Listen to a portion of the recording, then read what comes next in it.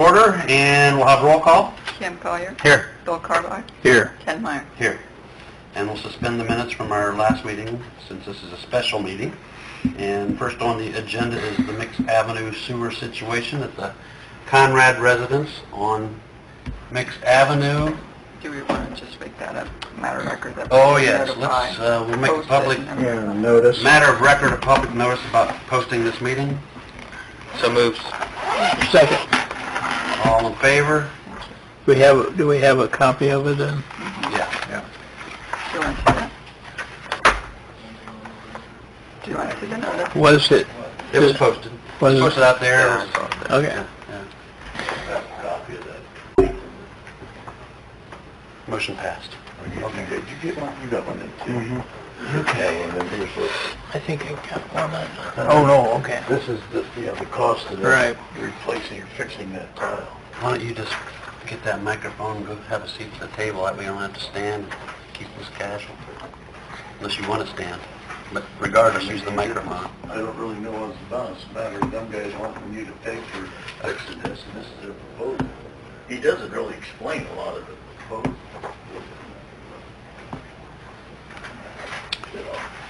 Yeah, just so that you use that and it's recorded. Roger, were you or Sharon able to find anything in our records about an easement for this drainage sewer? No. Nate, you don't have anything?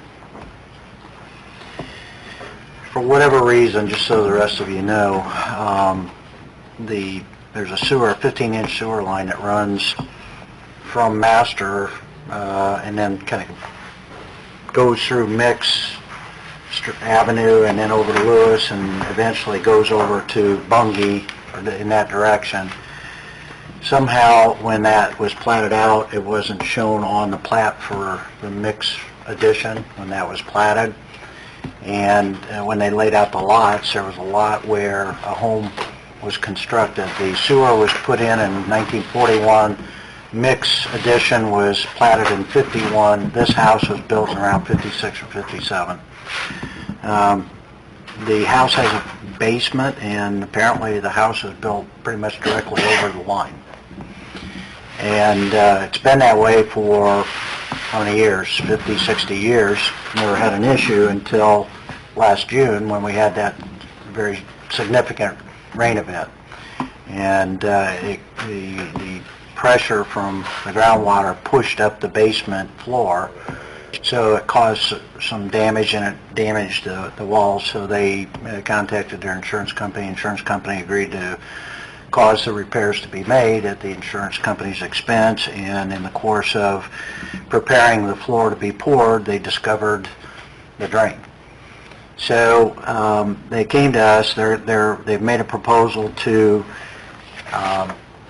reinforce the drain, keep it where it is, dig out on the outside of the basement and reinforce it, repair or replace that with a 15-inch solid pipe, and then encase it with concrete to reinforce it to prevent water pressure from, again, damaging the floor.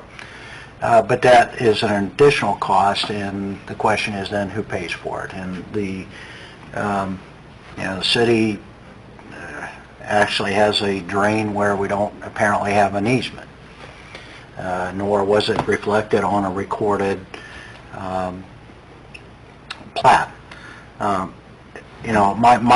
feeling about this is that we probably should enter into an agreement with the owner of the property. I think, first of all, we're not acknowledging that the city necessarily did anything wrong. I think this was an act of God. Because of the circumstances, it happened because of this intense rainfall that we had. But what I would recommend is, since we don't have an easement and we do have a drain there, perhaps paying for the easement, which could then remain so long as that 15-inch tile is functional. If at a later time, as Nate is looking into, when we do this major drainage project, there's a possibility that that drain would be abandoned, in which case then the easement would terminate. As long as it exists and is functional, then we would certainly want that there now that we know it and we don't have an easement for the drain itself. We did that, if you recall, somewhat in a similar way when we found that we had a sewer line that ran through property that Max Bressler and Steve Creep purchased a few years ago. We're planning on putting up a duplex when it was, when they sent out the locators to identify the location of utilities, discovered that we had a sewer line that ran directly through the property that they were going to develop. And so we ended up acquiring the property in order to repay them for the easement, and then we turned around and sold the property, I think, to Habitat for Humanity, if I recall, or we gave it to them, one or the other. But, so it happens occasionally. It's just a fact that however things were done in the past, it wasn't documented well or properly, and so sometimes we run into this. And so I would suggest that you consider doing something like that, with the understanding that we would have an agreement entered into by the owner that acknowledges that, the city's not at fault, the city is buying the easement, and that they're indemnifying the city from any future damages, and that they acknowledge that they're assuming the risk of repairing the, the basement, knowing that the drain is there. Nate, there's no certainty that we're going to abandon that, but there's a pretty high percentage that we will be able to. I mean, in the long term, it's our intent to try to avoid situations like this. And so with the current design on Master Drive and what we found out, I think in all likelihood we will. But the big question is when. Essentially comes down to the financial impact of how soon can we afford to do the projects we have lined up for stormwater improvement. Even then, there's certain things we have to check on that may be going on in the alleyway that may require that we have this easement. Certainly we can take certain amounts of water off, but if there's back alley drains that may potentially connect to that, or laterals between homes that connect to that, then we may need to keep that in service even in a limited capacity. So, but looking at what they're proposing to do, and this essentially is in our best interest in the short term, certainly, and we're going to work in the long-term planning on finding ways to try to avoid this and rectify the situation. And we have reported this to our insurance, correct, Phyllis? And what's our deductible? No deductible on? No, they told me no deductible on a liability thing like this. There's that, what was the guy's name from? Graber? I'm trying to No, it think was, of his name. she got... No, it's from EMC Insurance. Yeah, that's right. Yeah, Um, he I'm told me drawing there a was blank. no deductible on this, so... And they're going to cover it? Well, they're gonna look into it. We've turned it in. No, it's just been filed. That's the proposal right there. $8,950. That's what that... Well, that's what the cost of doing the repairs. So Underneath the basement floor. what I think they're looking, what I would suggest is if you're going to agree to do something along the lines I suggest, you pay them $8,950 for the easement. That covers the cost of what they need to do. Okay, and then in consideration for us paying for that, they give us the easement? They give us the easement, and they say, we're done, we're not going to look for you or to you for anything else. And they basically waive liability? We assume the risk if there's future damage. And when we met with Mr. Conrad and the folks from Steamatic, that seemed to be fair with them. They seem to be willing to go along with what was, if we picked Is there up. any other liability that comes along with that easement that the city would be liable for? I mean, if somebody falls down on that easement, is that our liability, Tim, or is that... No, because it's an easement for utility purposes, so, yeah, it's not, that We was, wouldn't have John, to right back cover here? the insurance for it. What's your name? He's for the John Duffy, Oregon here. guy. Oh, okay, I'm sorry. Are we moving the tile? I'm sorry? Are we moving the tile? no, We're leaving the tile underneath the home, yep, Right, and the easement is actually, the home's going to be on the easement. yes, right. yep.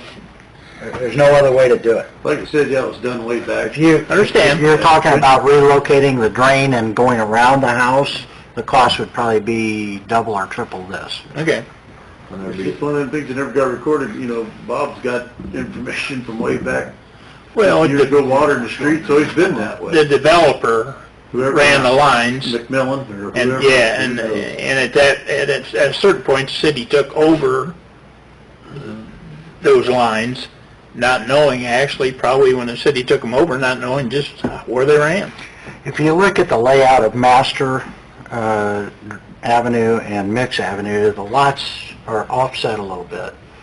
And if you look at the location where this is, it seems like that possibly it should have lined up along the property lines. If they'd have been lined up, you know, Lots would have lined up. if they would have been lined up properly, but they weren't, and because of that, it shifted over, and now you got a house that gets built right If you over. go from the north end on Mix Avenue, a lot of those houses do line up with the ones on Master Drive, but as they got You can see further, there are two developed, there's the north end. North end got developed a They little lined up differently. Kenny's house Right, and stopped. right. And then later, that was... it was all done later on, Yep. and some, by that time, ranch-style houses were Got becoming bigger lots, and all of a sudden they got off the line. The great vision, I mean, the trees here, and then the others here, you can see Yeah. where they stopped. I mean, it's just one of those things that And I happen. think Conrad was probably the last one from McMillan, I don't know for sure, we can guess for sure, because it's right there at the edge, where they stopped. Well, they said that's who they bought it from. From McMillan? That's what he said, that's what he said. That was there, Yeah. that's right across from Penny's, and Penny's was the last one on McMillan. Right, so. So that, yeah. What is this guy gonna occupy this property again? Yes. He's gonna move back. He's, in fact, they're putting him up in a hotel, as I understand, until they get the he's been out basement of the done. house since, We're Yeah. gonna in a motel or whatever. Right. And the next thing is, Yeah. is there something we'd have to sign if he was to ever sell that property to release the city from that? Well, if we abandon the easement, if it's no longer something that we're using, then we would abandon the easement, and then it would be sold without that encumbrance. Okay, but at his selling that home, for example, if he wants to sell that, is there any other liability to the city with that easement that he couldn't possibly sell? No, the because property? we're documenting it with once we record the easement, then we have the right to be there, okay? So that's the whole point. I want something on record showing so that any future buyer or owner is aware that it exists. There is an easement through there. Yeah. And I absolutely think we need to do that. I mean, whether or not we're responsible for it, but whenever this happened, right? You could say that, I mean, is the city negligent for not having it plotted? Now, whether we got it from McMillan and they did it and we just assumed it, we're still assuming that. And so I'd say that's kind of on us. And I think the right thing to do is to make it right, and this makes sense to me. You're not necessarily paying for the repairs, you're paying for the easement that will... So are you suggesting, Tim, that you'll draw something up to get the homeowner and their insurance company and... Yeah, if Board of Works and Council approve this, then that's what I would recommend we do. I will make a motion to offer an easement for $8,946. I'll second. all in favor? Aye. Those opposed, the same, motion's carried.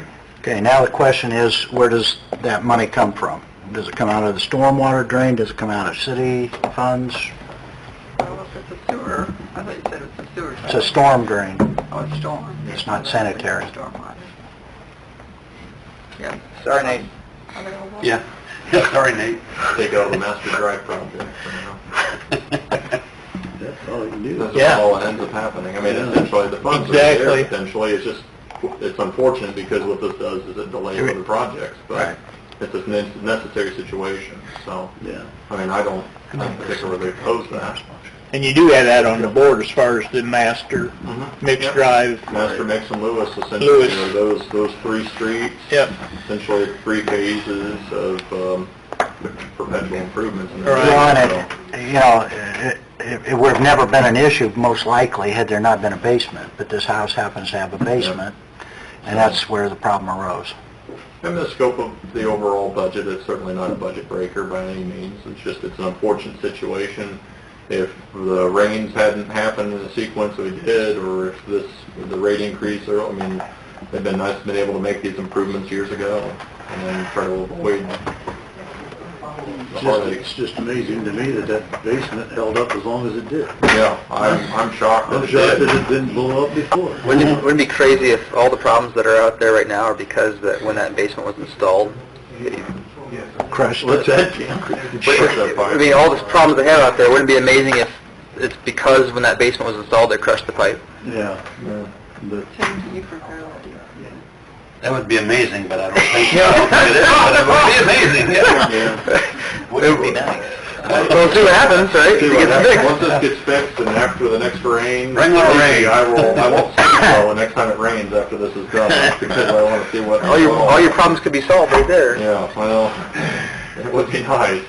I'm not holding out much hope that this fixes it all, but, no, we'll continue in planning for it. It kind of throws some wrenches in how we do some of the development, because we got to address the back alleys in a way that I hadn't anticipated, because we're finding some other things out that Right. wasn't part of the scope. But I'm glad we're taking our time to develop this right. And while we're talking about this, the Master Drive project itself, Mm-hmm. which is a big stormwater project, how is our stormwater fund balance? That's unfortunately a better question for Dan. He keeps track of some of our balances. I think we're fairly close to having the money that we would need. It just kind of depends on how we want to move forward with the project. If we want to have a general contractor put it out for a public bid and have one general contractor do all the work, I think we had this discussion in some form in the past. Or if we wanted to use our own crews to do portions of it, where we break the project and how much we move forward, and then in the discussions we run across the language in our purchasing ordinance. And if we go out for public bid, threshold is set at $50,000. Well, for a project like Master, I can't do the storm sewer alone, even the trunk line, for less than that amount. So then it's immediately a public bid scenario. And do we want to go for public bid? If we do, I need to put together a fairly detailed front-end specification and detailed separations as far as the scope of work, where with a quote, I have a little more latitude as far as negotiating with the potential bidders, because I've got a smaller bidder pool. So Originally, Jeremy was talking about using, in hopes of using a lot of our own staff for a lot of the, taking out all those sidewalks, trees, and et cetera, right? Correct. Yeah. And taking the trees out. Who pays for taking the trees out? Who pays for putting the sidewalk back in? Is that stormwater? Is that sidewalk fund? The trees? Is that park? So some of that we need to kind of discuss internally to allow the sewer project to move forward, because we can afford to put the sewer in, but then how do we want to restore it, and to what level do we want to restore it? Some questions came up of, well, we should put new street lights out. Well, stormwater shouldn't necessarily pay for new street lights, but then if I do the stormwater project, then someone's got to come up with the money to do the street lights that follows it. Otherwise, we haven't really put together all of a complete project for that neighborhood, and the neighborhood struggles with having kind of perpetual construction for a while until we can catch up with other departments and other funds to kind of cover the whole project. So that's kind of some negotiation that's been going on, but one, it's purchasing ordinance, and how do we want to do that? How do we want to bid it? What do we want to finish with design? So those are issues that have kind of held us back, but since we don't have the funds to do the whole project in stormwater, that's kind of a moot point. Yeah. You might want to take a look at the purchasing ordinance, because there have been some changes under state law with regard to the thresholds that required certain types of bidding. So, I think what we tried to do is have it somewhat in alignment at the time, but that may have changed. And if it has, then it's up to you whether you want to keep it as it is or whether you would like to adjust that, in which case it might lend itself to utilizing a less formal way of getting bids or quotes for the project, and possibly open up the opportunity for at least some of the work to be done through our own workforce. Roger, should the mayor sign this proposal then? I'd just wait till Tim gets that other one drawn up, and then, The easement, yeah, we gotta get them to sign the easement agreement, then we can have a signing party at that time. The easement and identification and all. Yeah. So I don't know. The development agreement. Systematic, would he? No. 'Cause that's not our agreement. council resolutions that had to be You know, our agreement's just this one. Yeah, so we make a separate agreement with them, That's what I'm we pay him and he pays them. We're never under contract with schematics. So we're just gonna replace it? I wouldn't. Okay. Yeah, is that correct, Tim? You'll make that easement agreement out between the city and the homeowner. Yes. It won't really have anything to do with schematic? Well, I think what would happen is we would pay Mr. Conrad, and then it's up to him to deal with his contractor. Because we bought the easement. We bought the easement, we paid him, we're not... Schematics never sub to us. Right. So, okay, that makes sense. Yeah, but I think if I were you, either you or myself, one or the other, if you want to do it because you've dealt with him, maybe talk to Mr. Conrad and explain how we need to do it, see if he's okay with that. And then we get him to sign it, they can get back on their job. My only question is, okay, Conrad's okay with it, schematic's okay, but the insurance company, are they going to be coming back after us? What I'm going to ask Mr. Conrad to do is to sign an indemnification agreement, and that is binding upon his successors and assigns, so... If he signs off on it, we're clear. Yeah, Are we? Well, I think I would take the position that, look, this condition existed for nearly 60 years and there's never been an issue. This is clearly an act of God. This was something that came about because of the excessive rainfall event that we had. So, I'm not saying that we couldn't get embroiled in something later on. Right. That's very possible, but... Comes right down to it, I believe they knew that tile was there. So, but we'll do what we can. We'll do what we can to protect ourselves, but yeah, you can't assure that. Well, the question is, can we get a contingency that we'll purchase this easement, or do we need to just go ahead and do this if he can have the insurance company sign? Well, that's up to, I mean, And if it's probably a Mr. pretty good idea to ask. Yeah, I think if Mr. Conrad wants, he can check. I don't know that the insurance company is taking a subrogation claim. It's the only way that the insurance company could pursue it. The subrogation claim is basically an assignment from the homeowner to the insurance company, and at that point then the insurance company stands in the shoes of the homeowner, and if the insurance company felt there was culpability, they could pursue it. Then it's up to our insurance company to defend us. But we still have to purchase an easement, right? I think because we know the existence and it's going through, we need to get the easement from Mr. Conrad. But what about the rest of the area that sewer line runs? I mean, There's no easement for any of it. if we can identify the location, we can certainly approach people and request it, but as a practical matter, if they don't have basements, the likelihood of them having an issue is pretty remote. But I mean, it would be preferable to get This it. tile runs across, say, Troy Fenning's property, Yeah. Burl Sprunger's the one. Burl Sprunger, whatever, whose ever property, Both of them. both of them, It takes because off it goes on an angle. Thanks, too. Then do we need to have an easement with Right those under people? Sprunger's, right directly I mean, under it. He had no basement. it probably would be preferable. Technically, if they wanted to take the position that we don't have an easement so they can cut it off, they could, but I can't imagine somebody digging down and doing that purposely. I don't know that that would Should make we wait sense. until we see if we can abandon Yeah, it? no, that's what I would do. I would wait first to see if we're going to continue to make use of it. I think this situation,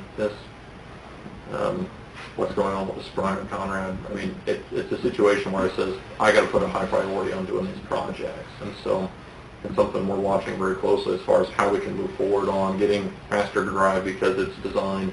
And I'm going to put a priority on trying to get Mix Avenue designed, and as soon as the money's available, we'll move forward on that project as well so we can start to abandon these because we know of the situation. It puts the city in a very awkward position. It's unfortunate, but we'll try to fix it as soon as we can. I mean, other than stormwater money, if there's other funds that can be put into this to try to prioritize this, then certainly. I mean, it comes down to a financial situation, not so much a design or the engineering side. The concept can be put together very quickly, essentially, but it's kind of what we're looking at. Yeah. Okay. Any other questions or comments? That's the only thing on the Board of Works agenda, and if not, look for a motion to adjourn. So moved. Second. All in favor? Aye. Aye. Opposed, the same? Adjourn. Jim, I'll probably hear back from Steve Maddock or Conrad or somebody tomorrow or next day. Just tell them that, First of the week or... yeah, I would say probably sometime next week, it may be towards the latter part, until we get everything else done. Okay. But just tell them that Reporting, Ken, we'll get them, and I'll try to do it as soon as possible, because I'm sure they need the money to get started. You know, if they're willing to go ahead and... You can say that when you it'll only be on the front page of the paper. Cam Collier. Here. Craig Koshaw. Here. Matt Dyer. Here. Tyler Fulenkamp. Wiley Sir. Here. And we will suspend the minutes since this is a special meeting. We'll read our minutes from the last meeting at our next meeting. We're going to go right into the First Street discussion first, if you don't mind. Oh, need to make the notice of this meeting a matter of record? So moved. Second. All in favor? Aye. All the same? Thank you, motion's passed. Okay, I'll get that one of these days. Let's discuss, since the gentleman's here from Clark Beats, the First Street properties first, if we could. Is that all right with you? It may be quicker to get Hank Okay, in and out. all right. We're going to put you on hold for a minute, and we're going to discuss our resolution that we're writing in opposition of Senator Kenley's Senate Bill 88. Hank, why don't you have a seat right here so that we can record everything as we discuss? Mayor, there was a video conference Yes. they had. You were there, Tim was there, Hank obviously was there. Hank was there in person. We were on the video conference. Or not It wasn't a video, it was a phone Phone conference. conference. For us that weren't there, how'd that go? I'm sorry? For those of us that weren't in that discussion, what was your synopsis of how that went over? Well, the first meeting that I attended was on Monday at 10:30. And that meeting resulted from a lawyer that works from Lake County getting a meeting set up with Senator Kenley, in which he agreed to meet with people to talk about Senate Bill 88. The people who attended were district directors, there were some county commissioners, there was a guy who is the president of some part of the Association of County Commissioners. There were some county council members and the mayors of some cities, all of whom spoke in opposition to Senate Bill 88, which did not seem to faze Senator Kenley one bit. He is bound and determined that the solid waste districts come off the property tax rolls.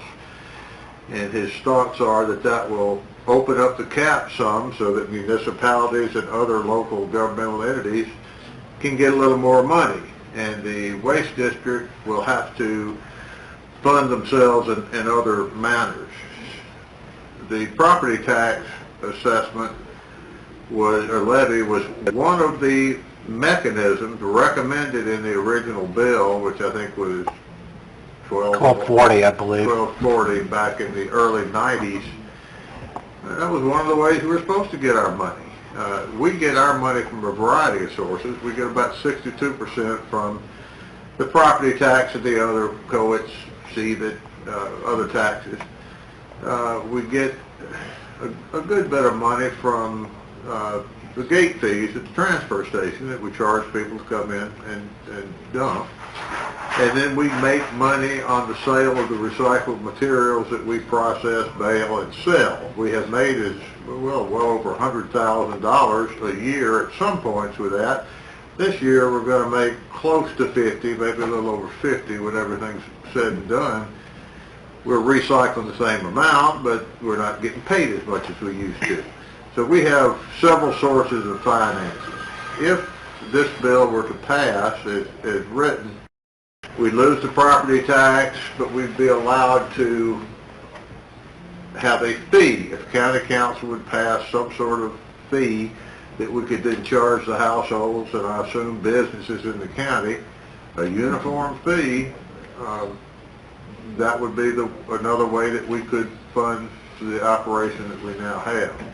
The problem is he will not allow us to attach that fee, is that the correct word, Tim? It's a fee. Fee to the property tax bill, which is now done by a number of waste districts who use that method to get some finances. That brings up the problem of now having to send out, in our case, probably in excess of 15,000 bills, generate those, send them out, receive them, and if someone chooses not to pay them, what are we going to do? I mean, it's really just creating a problem that doesn't exist. And in spite of all the opposition to that bill, he's not coming off of that at all. Now, Senate Bill 366 is another matter.